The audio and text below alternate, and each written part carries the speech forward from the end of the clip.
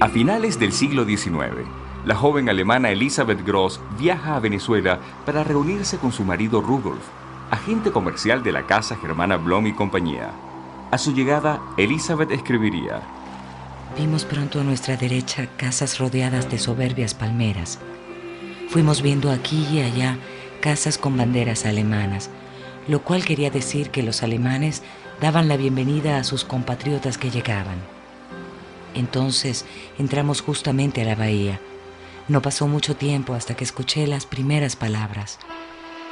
¡Detengan los remos! ¡Arriba los remos! ¡Hip, hip, hurra! ¡Hip, hip, hurra! Entonces, cientos de ojos curiosos me miraban cuando puse el pie en tierra venezolana. Aquí habría de comenzar una nueva vida para mí. Esta era la tan largamente ansiada Maracaibo. Cuando llegues a un puerto de madrugada, donde el marullo lleva hacia lontananza, el ritmo cadencioso de alguna danza que despide el boguero en la ensenada. Eso es Maracaibo, cuando amanece, lo que ofrece toda la gracia que hay en su rada. Eso es Maracaibo, cuando amanece, lo que ofrece toda la gracia que hay en su rada.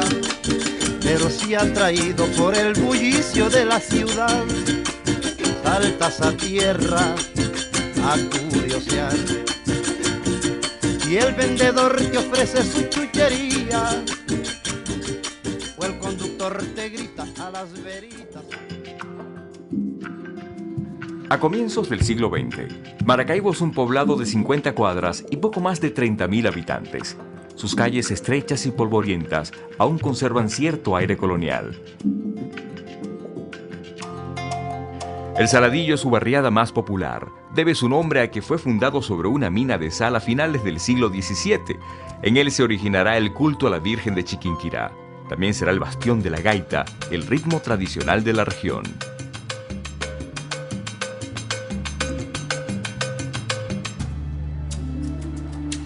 Ya entonces Maracaibo se distingue por sus llamativas construcciones, como el edificio de la prisión, de peculiar diseño egipcio.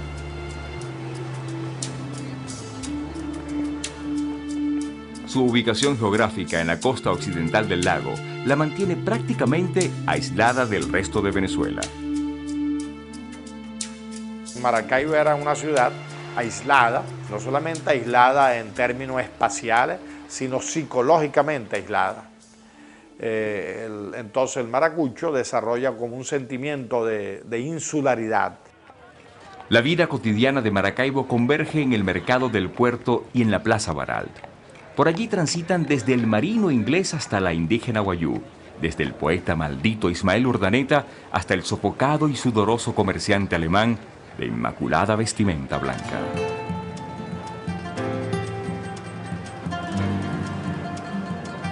Los maracaiberos colman el mercado cada mañana para hacer sus compras diarias, que pagan con la moneda del Estado acuñada por la primera entidad bancaria de Venezuela, el Banco de Maracaibo.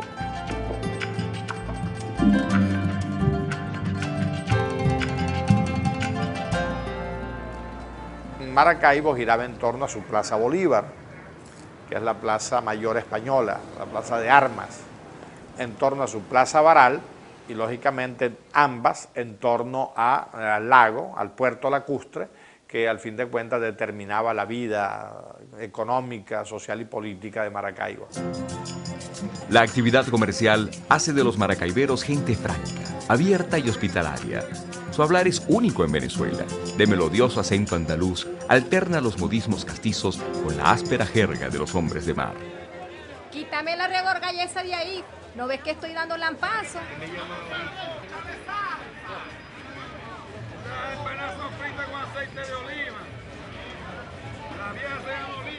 Las poblaciones de Maracaibo responden a que su condición física natural era de puerto. Y aparte de que tenía una posición estratégica inmejorable porque tenía salida hacia el Golfo y hacia todo el mundo. Es el puerto de Maracaibo, el epicentro comercial del occidente venezolano y el oriente neogranadino. En él atracan piraguas cargadas con los productos del piedemonte andino, especialmente café y cacao de exportación. El pujante comercio portuario atrae a importantes firmas internacionales dedicadas al negocio de exportación. Maracaibo empieza a adquirir una importancia tremenda porque es el punto de salida de todo ese mercado que hay en los Andes. Entonces eso va a determinar que todas estas empresas mercantiles que tenían sus sucursales en Maracaibo empiezan a coger un auge tremendo y empiezan a traer gente preparada para que la actividad comercial vaya creciendo. Los alemanes que habían llegado a mediados del siglo XIX para dedicarse al negocio del café establecen grandes almacenes en la Plaza Baralt. Y la ciudad crece hacia el sur, cuando edifican sus espaciosas casonas barridas por el fresco lacustre en el sector de los Aticos. Al cónsul de los Estados Unidos, Eugene Plumaca, aquello le resulta inexplicable. Casi todos los extranjeros de cierta posición vivían en los áticos, pero nunca pude comprender el por qué se seleccionó esa localidad, ya que los vientos prevalecientes son hacia el norte y el este, y los áticos, situados en la curva de media luna del lago hacia el sur y el oeste de la ciudad, recibe todo el drenaje y la porquería depositada en el puerto. Pero si los alemanes prefieren el sur, a los maracaiberos de Alcurnia les gusta descansar en las hermosas villas de sus hatos en Bellavista y El Milagro, con lo que la ciudad también crece hacia el norte. Hasta tan apartados parajes se viaja en tranvía, que ya ha cambiado la tracción animal por la máquina de vapor. El tranvía a vapor no es el único adelanto de la ciudad. A principios del siglo XX, los maracaiberos se jactan de ser los primeros venezolanos en hablar por teléfono, caminar bajo el vacilante resplandor del alumbrado público y pagar la primera factura de electricidad. Pero si hasta conocen el cine, el 28 de enero de 1897 se exhiben 2 películas filmadas en la ciudad. Muchachas bañándose en la laguna de Maracaibo y célebre especialista sacando muelas en el Gran Hotel Europa.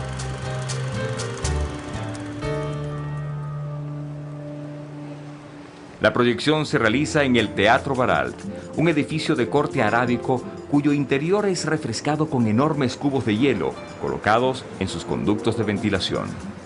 El Teatro Baralt es la respuesta a los reclamos de la élite ilustrada maracaibera, esa misma que estudia en la universidad antes de que sea clausurada por el dictador Cipriano Castro.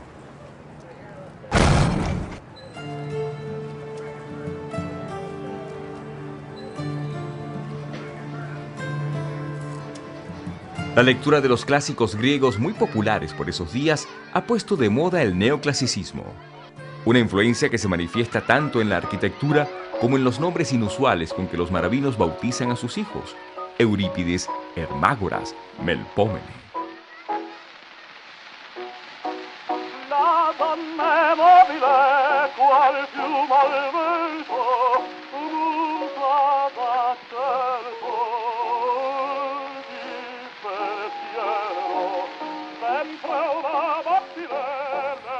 Tan fecunda es la vida cultural de la ciudad en los albores del siglo que circulan decenas de revistas y periódicos.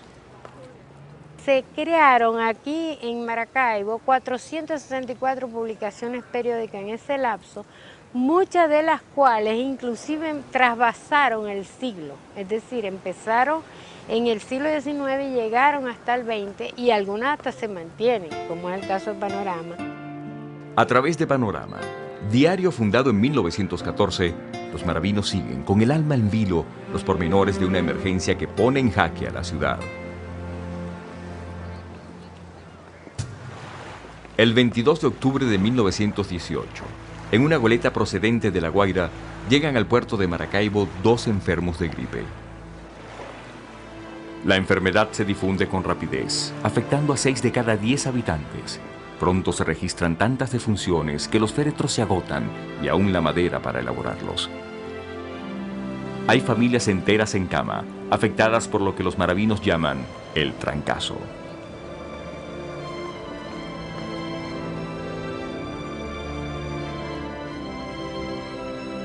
Es el único año en el que no se efectúa la tradicional procesión de la Virgen de Chiquinquirá.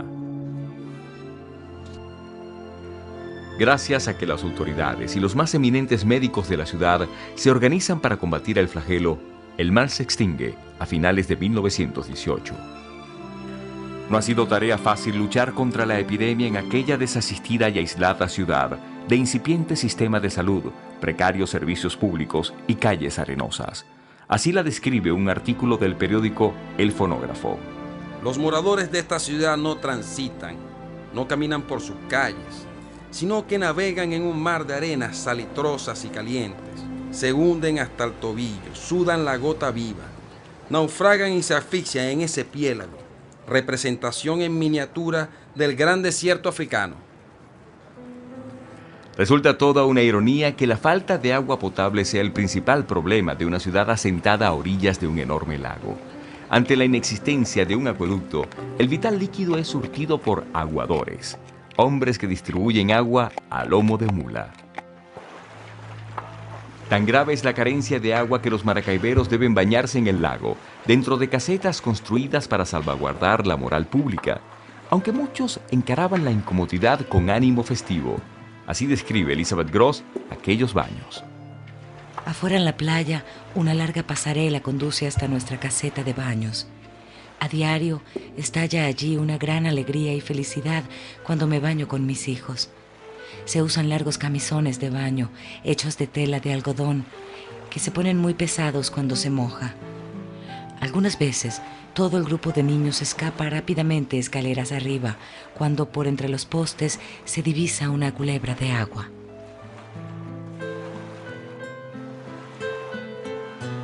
El lago también era el agua para el sustento. O sea, la ciudad entra y sale por esa misma puerta que es el lago, ¿no? Entonces el lago es el amigo, es la tranquilidad, pero al mismo tiempo el lago puede llegar a ser la amenaza, ¿no? Con la borrasca o el chubasco. Bueno, todo eso, esa presencia natural, se ha internalizado de tal manera en el inconsciente colectivo que prácticamente, pues, o sea, tú quítale el agua a Maracaibo y Maracaibo desaparece, ¿no? En términos simbólicos. A comienzos de la década de los 20, un acontecimiento tan extraordinario como inesperado altera la hasta entonces apacible y provinciana vida maracaibera. Reventó un pozo que lo estaban explotando, se había levantado el taladro, llegó al yacimiento y el cimiento tenía tanta presión que voló. El taladro salió emmollejado por los aires y empezó a emanar un chorro de petróleo que duró muchísimos días y se botaron centenares de miles de barriles de petróleo. La explosión del Barroso II es el resultado del proceso de exploración petrolífera iniciado en la región a principios del siglo XX. Eso salió en los diarios americanos, eso fue un boom publicitario a nivel internacional. Pero, ¿está la ciudad preparada para afrontar el enorme reto que tiene por delante? Ain't she sweet? See her coming down the street. Now I ask you very confidentially, ain't she sweet? Empieza a llegar esa caterva de gocho, margariteño, barquisimetano, llanero. Pero ver un caraqueño de pronto en persona era como ver un extraterrestre. Empezamos a conocernos los venezolanos. I repeat, don't you think that's kind of neat? And I ask you very confidentially. De todas partes llegan empresarios, inversionistas y trabajadores. Los campesinos zulianos cambian el arado por el taladro. Los indígenas guajiros ocupan en el campo el lugar dejado por los alijuna, los hombres blancos. La ciudad se llena de rubicundos musiúes que cruzan sus calles sudorosos y jadeantes en el asfixiante calor maracaibero.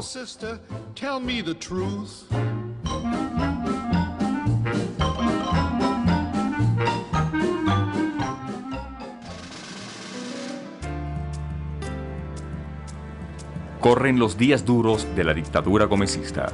La ciudad alcanza ya los 51.000 habitantes. El tranvía eléctrico sustituye al de vapor. La universidad sigue clausurada. Y en 1925 se inaugura la Botica Nueva, el primer rascacielos de Maracaibo. Tiene tan solo 4 pisos. En el mercado del Malecón o mercado de los Buchones, la gente compra pescado, plátanos y hasta grandes iguanas para preparar suculentos platillos en leche de coco. El dinero del petróleo se derrocha en garitos y lupanares, como el Blue Book o el Club Cosmos, hogar de bellezas importadas de Europa y los Estados Unidos, que las escandalizadas matronas maracaiberas llaman despectivamente las francesas. ¿Qué es esto, Dios mío?, decían las viejitas maracuchas. Hay manifestaciones de madres zulianas, manifiestan ante las prefecturas por la perversión de sus hombres. Corre el año de 1926. Es entonces cuando el benemérito designa al general Vicencio Pérez Soto gobernador del Zulia. El implacable general, famoso por sus fieros métodos, tiene por delante una tarea formidable: la modernización de la ciudad. Muchas calles son pavimentadas, son erigidos puentes como el Oliari y construidas instituciones como el Hospital de Niños, pero ninguna obra es tan importante como la siega.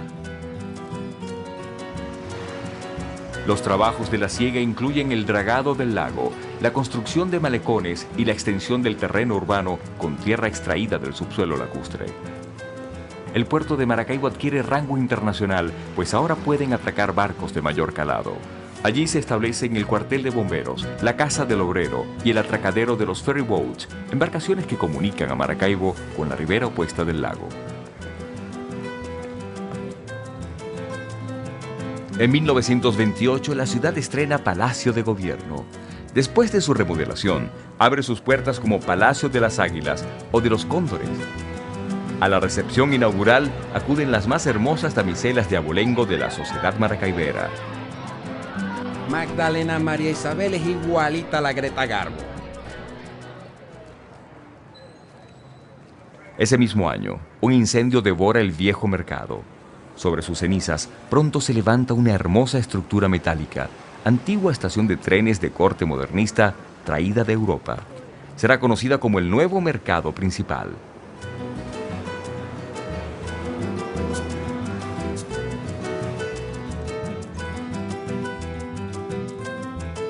Durante el mandato de Pérez Soto, también se concluye el aeropuerto Grano de Oro. Aunque Maracaibo ya conocía la existencia del avión, a principios del siglo XX, el aviador Frank Bolán había realizado unas fallidas piruetas sobre la ciudad que terminaron en el lago, con aeroplano y todo. Por eso a los maracaiberos no les asombra ver aviones acuatizar en el lago. Si hasta los ostentosos botes voladores Clipper de la Pan American Airways alzan el vuelo desde la terminal contigua a la Plaza del Buen Maestro en El Milagro.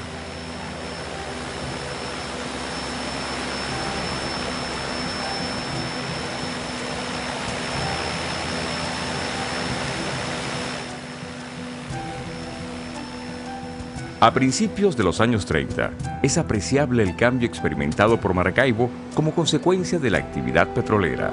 El crudo es el principal producto de exportación. La población de la ciudad sobrepasa los 100.000 habitantes y se han tendido más de 5.000 kilómetros de carreteras. Las familias pudientes maravinas se han mudado a los alrededores de la Lago Petroleum Company, cerca de los primeros campos petroleros. Así se les llama a las pequeñas colonias cerradas dotadas de todos los servicios en las que residen los empleados extranjeros.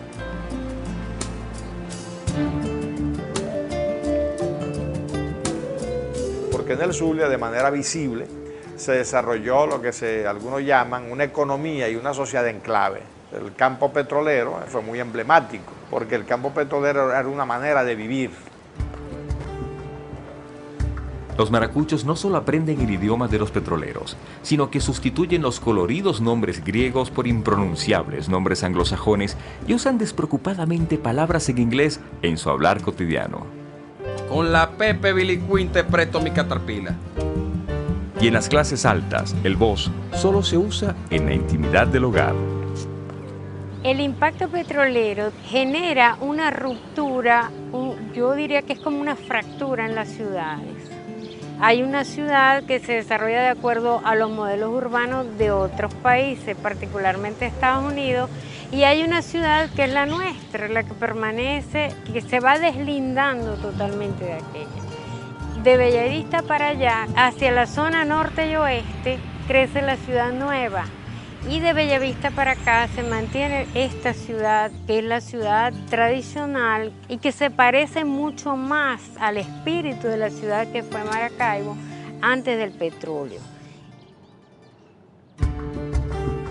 Dividida en dos, física y espiritualmente, en la década de los 30, la ciudad pugna por alcanzar un equilibrio entre la tradición y la modernidad.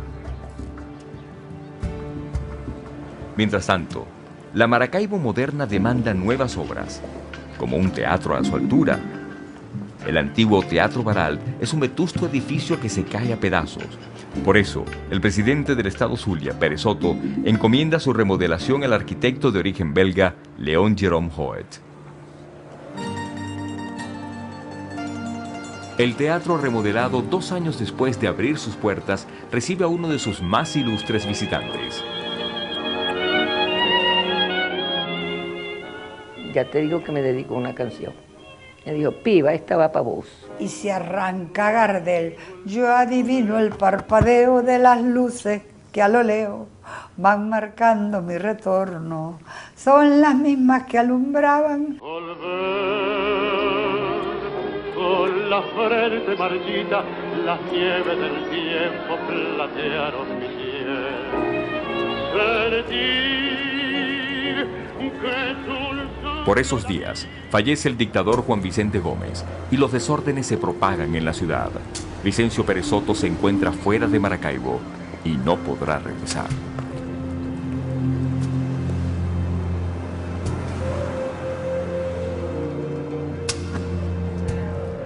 El clima de libertades políticas auspiciado por el nuevo presidente, el general Eleazar López Contreras, hará posible, en 1936, el acontecimiento que sienta las bases del movimiento sindical venezolano, la Gran Huelga Petrolera.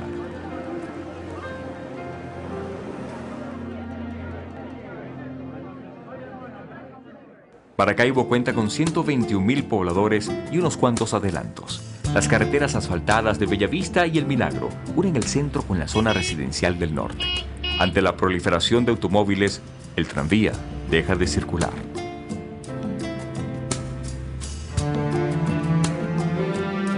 La construcción del acueducto condena a los aguadores a su extinción. Un nuevo sistema de cloacas evita a los maracaiberos el bochorno de las casetas en el lago. Y la recién instalada red del gas adorna el paisaje urbano con su inmensa bola. Ese bateador es tan malo que no le pega ni a la bola el gas.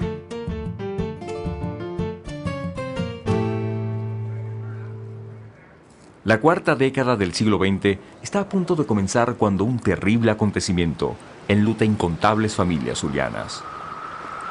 Lagunilla de Aguas, 13 de noviembre.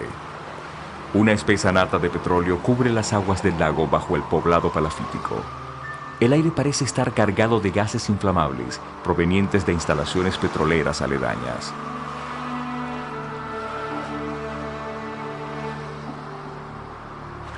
Esa noche, Alicia Mendoza, meretriz caraqueña y propietaria del bar Caracas, se quema una mano al tratar de encender una lámpara de queroseno. Al lanzar la lámpara por la ventana, origina un enorme incendio que consume al pueblo de forma casi instantánea. Nunca se sabrá cuántas personas perdieron la vida aquella fatídica noche.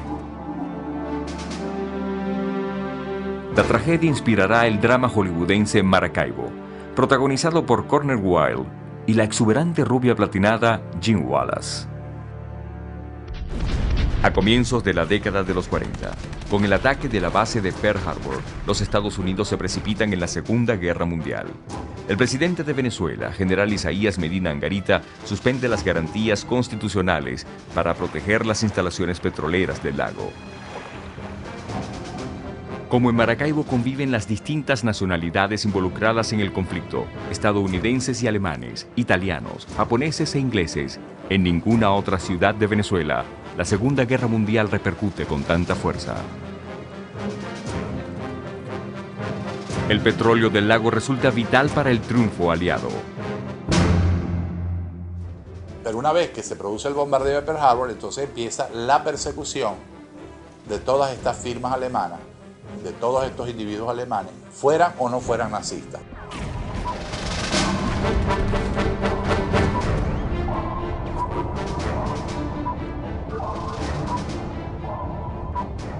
Aunque los famosos submarinos nazis U-Boats acechan sigilosamente a la entrada del lago de Maracaibo, la vida cotidiana en la ciudad sigue su curso. Un 18 de noviembre de 1942, aeronaves de guerra venezolanas sobrevuelan Maracaibo. Su misión, más que bélica, es festiva: homenajear a la Virgen de Chiquinquirá con motivo de su coronación. Una multitud se reúne para el festejo y hasta el presidente Medina Angarita acude a tan fervoroso evento. La chinita es la chinita, o sea, es la guajira, es la guayú, es la indígena, es quien viene de los ancestros, de las raíces. Entonces es una virgen asumida desde el lago y telúricamente. Es una virgen profundamente indígena, profundamente local, ¿no? A pesar de que los maravinos parecen unidos en su devoción a la Virgen, en realidad, algo los divide en bandos irreconciliables: el béisbol. La afición beisbolística se reparte entre los seguidores del Pastora y los fanáticos del Gavilanes. Gavilanes nació en La Ciega. La Ciega es una parte que le llamaron, el gobierno de Pérez Soto le ganó cegando una parte del lago. Nosotros entrenamos ahí cuando pudimos fútbol, béisbol y hasta la natación, que la teníamos en el lago. Y Pastora eran de gente de Bellavista, donde estaba el matadero, habían unos de ellos que trabajaban ahí, y entonces los llamaban los matarifes y cosas. Eran dos barrios completamente distintos. El barrio de Bellavista ya era un barrio más avanzado, pero ellos no eran ninguno ricos. Pero le pusieron el nombre de una lechería Pastora, y eso vino la rivalidad. A la derecha se ubicaban los gavilanes y por supuesto no permitían que se ubicaran los pastoreños. A la izquierda se ubicaban los pastoreños. Cuando algún fanático travieso o por borrachera invadían, los sacaban hasta golpes. Eso se vivió en Maracaibo hasta a nivel de la calle. Y hubo hasta muertos por la rivalidad Pastora-Gavilanes. Los hermanos Ernesto y Luis Aparicio, el Grande, los más célebres jugadores del Gavilanes, serán el génesis de una saga de legendarios beisbolistas zulianos.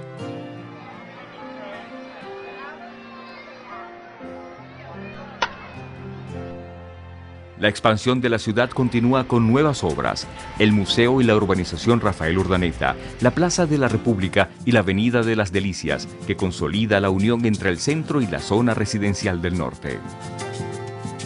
Al Teatro Baral siguen acudiendo renombrados artistas internacionales. Y muchos indígenas guayú, integrados definitivamente a la población maracaibera, se establecen en el barrio Siruma, cerca del aeropuerto Grano de Oro. En el último siglo, la relación de los guajiros, los guayú, con la urbe maravina, con la ciudad de Maracaibo y su gente, ha sido una constante. El guayú se instaló aquí en diferentes sitios y empezó esa relación hasta matrimonial. Maravinos con guajiras, guajiros con maravina, nace el mestizaje que caracteriza ahora a esta gran ciudad.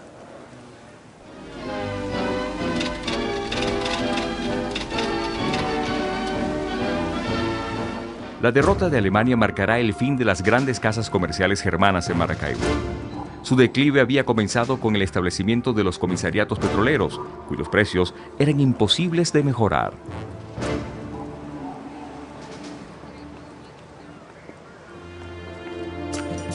En 1946, al cabo de 4 décadas de clausura, la Universidad del Zulia es por fin reabierta.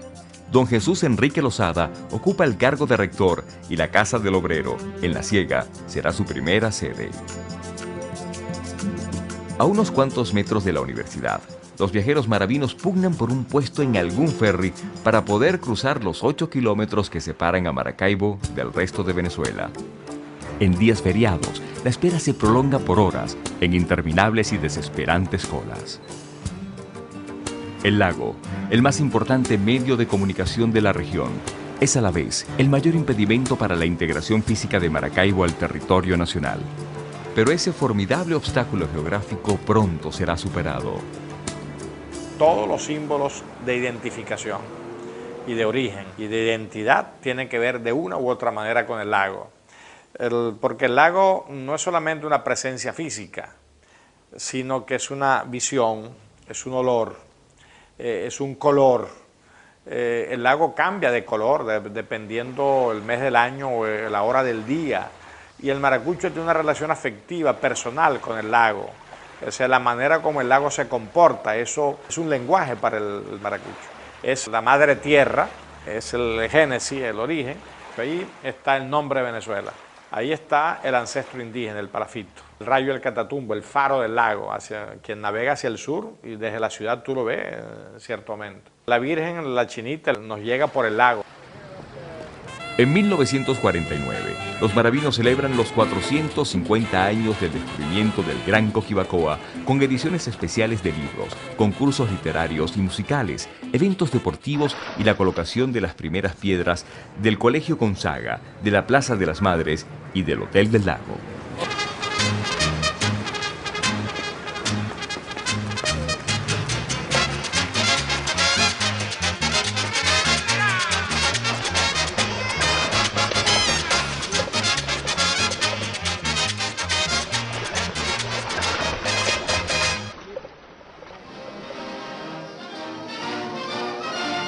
Puerto de la capital del Zulia, el gobernador y la señora de Prato encabezan la recepción oficial de la esposa del presidente, Flor Chalbó de Pérez Jiménez, quien viaja a la capital del Zulia.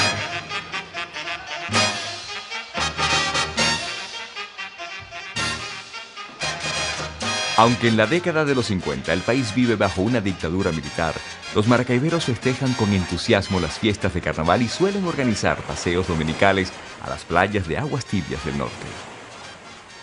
La ciudad acrecienta su fama de tierra propicia para acontecimientos insólitos, cuando en el puerto, bajo el sol inclemente de abril, aparece caminando un pingüino. Del Polo Sur a Maracaibo, ¡qué molleje polo!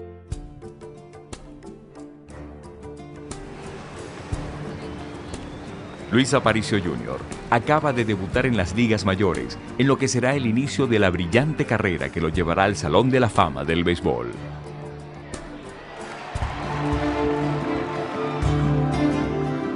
La población de Maracaibo sobrepasa los 230.000 habitantes. La producción petrolera, aún en manos de empresas foráneas, supera el 1.000.000 de barriles diarios y el gobierno del general Marcos Pérez Jiménez emprende la edificación de una obra de enorme importancia. El puente sobre el lago. En 1957, el gobierno de Venezuela encargó a las firmas Precomprimidos C.A. de Caracas y Julius Berger AG de Wiesbaden el proyecto y la ejecución del puente, cuyo diseño es original del profesor Morandi de Roma.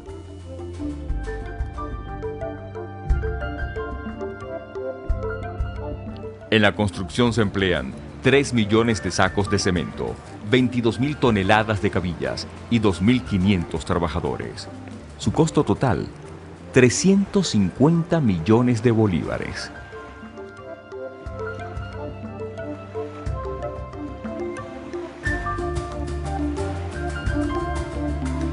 El 24 de agosto, el presidente Rómulo Betancourt inaugura el mayor puente de concreto armado del mundo para la fecha, el puente Rafael Urdaneta.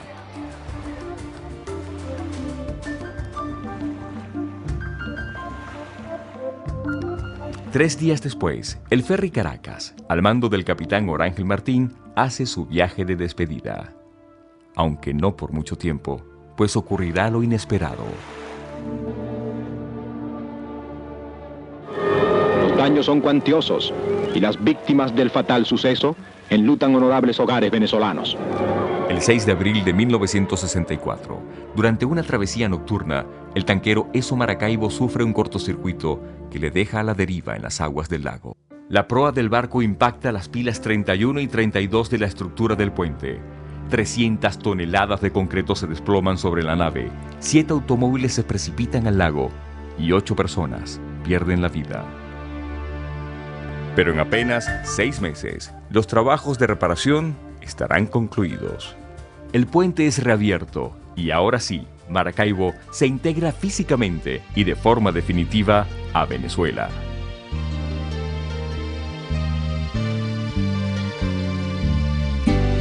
Cuando voy a Maracaibo y empiezo a pasar el puente, siento una emoción tan grande que se me nubla la mente. Siento un nudo en la garganta y el corazón se me salta. Ahora los maracaiberos pueden vivir en Bellavista y trabajar en Lagunillas. Y los habitantes de la costa oriental del lago pueden acudir en un santiamén a la Feria de la Chinita. El evento se realiza por primera vez en 1966. Las festividades se extienden durante una semana y concluyen el 18 de noviembre, Día de la Virgen de la Chiquinquirá. La fecha también marca para muchos el inicio de la temporada gaitera, aunque la tradición dicta que los burros sean bajados el 12 de diciembre, víspera del Día de Santa Lucía, y vueltos a subir el 2 de febrero, Día de la Candelaria. Si por los maracuchos fuera, con gusto habrían unido la Navidad con los carnavales para hacer una sola fiesta. Por esos días, la Grey Zuliana, segundo himno del Zulia para muchos, es popularizada por el gaitero Ricardo Aguirre, el Monumental. Madre mía, si el gobierno no ayuda al pueblo zuliano, tendré que meter la mano y mandarlos para el infierno. Cuando en el hospital universitario se realiza el primer trasplante de órganos del país, Maracaibo es distinguida como la capital científica de Venezuela, un motivo de orgullo para el más de 500,000 de habitantes de la ciudad.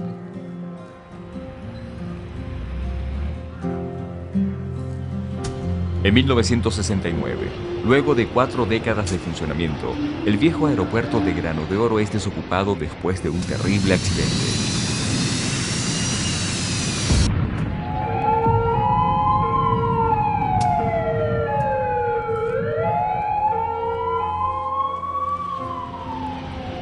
El siniestro obliga a las autoridades a apurar los trabajos del nuevo aeropuerto de La Chinita. La Universidad del Zulia ocupa los terrenos del aeropuerto de Grano de Oro, lo que le permite ampliar su oferta académica. Se convertirá así en el principal centro educativo de la región. En esta moderna y dinámica Maracaibo, el progreso parece indetenible y demanda espacio para avanzar. Ha habido cosas que afectaron mucho la parte urbana de la ciudad. Fue la tumbada del Saladillo, que era el barrio tradicional de Maracaibo. Yo diría que es el corazón de Maracaibo, ¿verdad? Allí tuvo toda la pujanza, toda la vivencia. Allí se sembró la devoción a la Chinita y fue donde creció y se desarrolló y se expandió y se proyectó. El viernes 20 de marzo de 1970, a las 6:38 de la tarde, se celebra un acto oficial frente a la Basílica de la Virgen de Chiquinquirá. Se pone en marcha la llamada Piqueta del Progreso. Y comienza la demolición del tradicional barrio del Saladillo.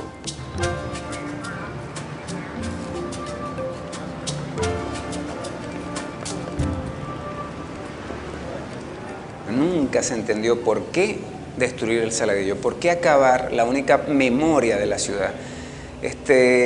Yo pienso que no teníamos una conciencia clara de la situación y de la circunstancia política que se buscaba, ¿no? Al pueblo se le dijo, esta es la obra que va a salvar a Maracaibo, esta es la obra que nos va a traer felicidades.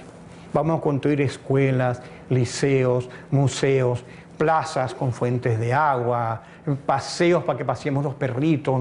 Eso va a ser una maravilla, eso va a ser como los campos elíseos franceses, se le decía a los saladilleros que protestaban. Y entonces hoy tenemos una ciudad dividida, ¿no? Un centro que solo se visita de día para compras y comercio, y dormimos en otra parte que no es en el Saladillo. Los que habitamos el Saladillo nos sentimos casi extraños dentro de nuestro espacio, ¿no? Deambulamos con los muertos, con los fantasmas. La tradición cede paso al progreso, y el progreso se lleva buena parte de la arquitectura típica de la ciudad. Las casas pintadas de vivos colores, de bahareque y techos de tejas rojas, adornadas con frisos, gárgolas y rosetones, con sus altos portones y sus ventanales con mamparas y romanillas. Fue una estupidez tumbar el Saladillo, no era necesario. Maracaibo es una ciudad plana donde no hay problema de tierras. En 1973, donde antes existía el Saladillo, es inaugurado un bulevar, el Paseo Ciencias. La Grey Zuliana, Juan Rosario Popular, de rodillas va a implorar a su patrona, y una montaña de oraciones quiere dar esta gaita magistral que el Saladillo le entona. La Grey Zuliana, Juan Rosario Popular, de rodillas va a implorar. A pesar de la enorme tarea urbanística emprendida, que legara a Maracaibo obras de envergadura como el Mercado de las Pulgas, el Paseo del Lago, las avenidas Padilla y Libertador, el plan de modernización del centro de la ciudad no funcionó. Maracaibo, tierra mía, idolatrada y olvidada por ser real. Maracaibo, marginada y sin un real. La Maracaibo tradicional se encuentra en ruinas, mientras que la Maracaibo moderna sufre las consecuencias de un crecimiento desmesurado y poco planificado. Los inmensos complejos habitacionales han hecho colapsar a la mayoría de los servicios públicos. Como sucedía a principios de siglo, la falta de agua potable afecta a buena parte del millón de habitantes de la ciudad. Incluso, en 1983, el Teatro Baral celebra su primer siglo de existencia en ruinas, cerrado, en silencio. A mediados de la década de los 80, una pregunta inquieta a los maracaiberos. ¿Podía ser rescatada la Maracaibo tradicional?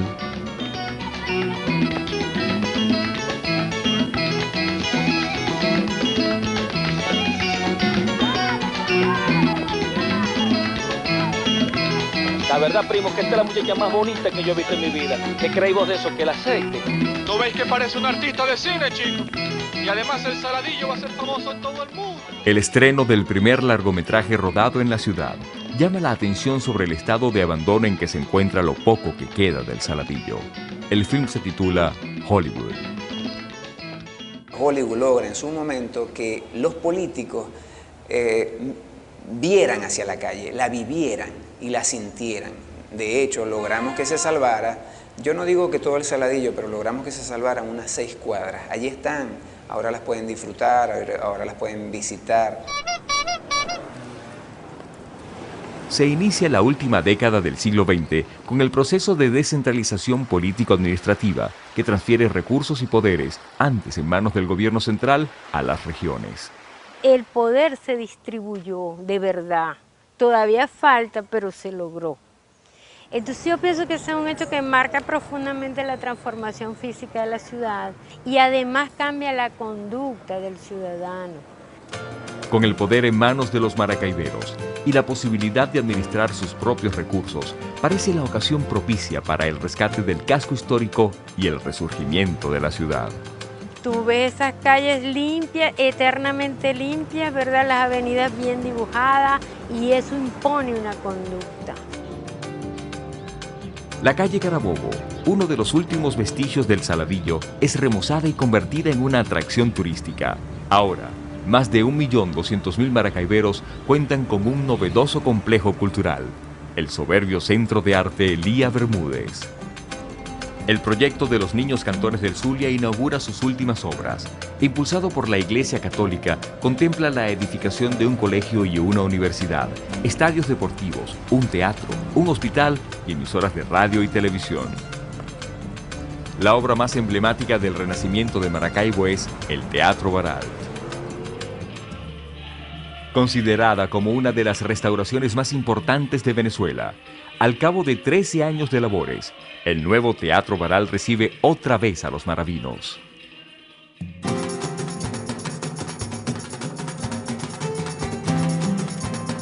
Pero la ciudad aún tiene deudas pendientes con su lago contaminado y con sus habitantes menos favorecidos. Yo pienso que el reto más grande que tenemos los habitantes de Maracaibo es reducir considerablemente los niveles de pobreza. Estar conscientes que esa es nuestra principal obligación. Es decir, que tenemos que pensar más en los demás que en nosotros mismos. Hoy, Maracaibo es la capital económica de Venezuela y la segunda ciudad en importancia del país. Una urbe dinámica que sigue aferrada a sus costumbres más ancestrales. En los albores del siglo XXI, se ha alcanzado un equilibrio entre la ciudad tradicional y la Maracaibo moderna. Al final, la Maracaibo del artista plástico y la Maracaibo del pintor y la Maracaibo del escritor, del poeta, es la verdadera Maracaibo porque esa trasciende el tiempo. Porque la otra Maracaibo, la histórica real, bueno, hay la Maracaibo del siglo XIX, la Maracaibo del siglo XX, la Maracaibo de arquitectura petrolera, la Maracaibo de la etapa democrática, es decir, la ciudad puede ser reducida a parámetros racionales de comprensión fácil, ¿no? Pero lo importante de la ciudad es que siendo esa realidad es otra cosa. Es algo cultural, es algo espiritual y al final ese es tu verdadero patrimonio como habitante de la ciudad. Hay un espacio, hay un clima, hay un tiempo, hay unos colores, una sensibilidad y al final tu relación con la ciudad definitivamente es afectiva.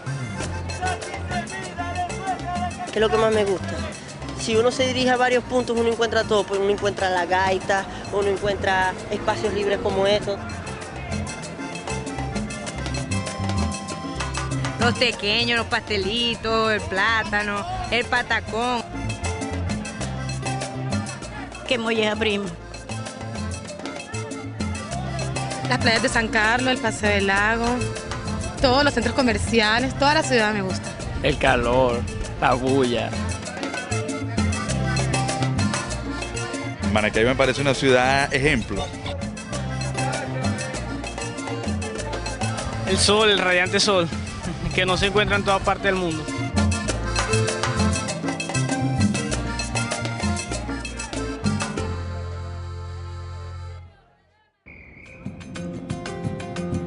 Ciudad de gente risueña y hospitalaria. Bastión de la gaita y faro del fervor a la chinita. Primer puerto del occidente del país y capitana del gran lago Coquibacoa. Ciudad de contrastes. Refugio de tradiciones y motor del progreso. Así es Maracaibo.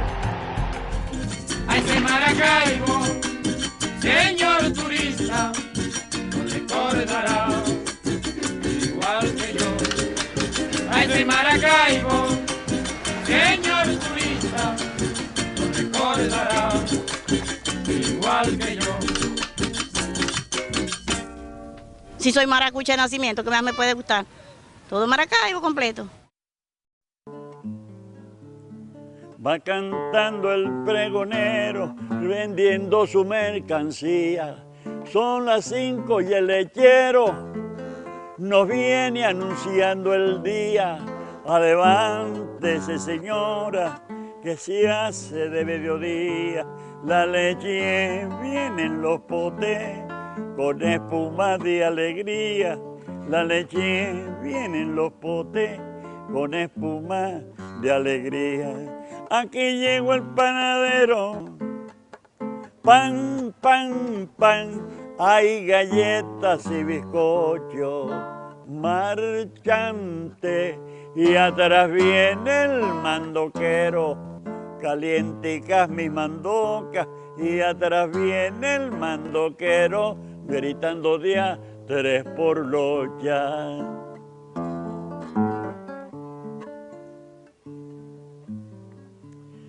Caminando por las calles, rumbo a la Plaza Baral, un carbonero se empeña en que le deben comprar es carbón de azaharito, el mejor para planchar.